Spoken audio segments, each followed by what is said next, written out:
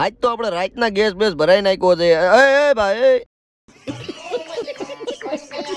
Gas બેસ પુરાઈને અમે બંકાઓ નીકળી ગયા છીએ. શામળાજી પાસે એક ખારી કરીને ગામ છે, ત્યાં નીકળતા ભેગા જ પેલા તો ચાનો સબડકો મારી લીધો. ચા બાપીને અમારા ડ્રાઈવર બદલાઈ ગયા. પછી આપણે ચિલોડા વાળો હાઈવે ચડાવી દીધો અને પછી આપણે પહોંચી ગયા હિંમતનગર અને પછી પહોંચી ગયા ખારી ગામ. હવે 700 મીટર જ છે રસ્તો, જોવો ખાલી એકદમ સિંગલ પટ્ટી. અને ફાઇનલી આપણે આપણા લોકેશન ઉપર પહોંચી ગયા. પછી તો ગાડલા બાડલા લઈને સીધા ઢાબે ચડી ગયા. ગાડલા પાથરીને બધાય બંકા હોઈ ગયા. અને ભાઈ ગામડામાં ઢાબા ઉપર હોવાની મજા બહુ આવે. અને પછી હવાર પડીને બધાય બંકા ઉઠી ગયા. પછી બધા નીકળી ગયા ચા નાસ્તો કરવા. પછી આવી ગયા KFC હોટલમાં અને મસ્તીનો ચા નાસ્તો કર્યો. ચા નાસ્તો કરીને પાછા આયા ને બંકાવે એમનું કામ ચાલુ કરી દીધું. પછી જાન નીકળી ગઈ અને આ ભાઈએ તો ગાડીઓનો કાફિલો રાખ્યો હતો. જોઈ લો ખાલી કેટલી બધી ગાડીઓ છે. ઇકો ઘણી છે. આગળ ડીજે હાલે ને એની પાછળ વરરાજાની ગાડી હાલે ને એની પાછળ બીજી બધી ગાડીઓ હાલે. જાન પહોંચી ગઈ ભિલોડા ગામમાં જ્યાં ભાઈના લગ્ન છે. પછી મુના મોન્ટી બે તડકાના બફાવા બેહી ગયા. 12 ને 32 થઈ ખરો બપોર થયો પણ આ ભાઈ ડીજે વાળો કોઈ વાતે સમજતો જ નથી યાર.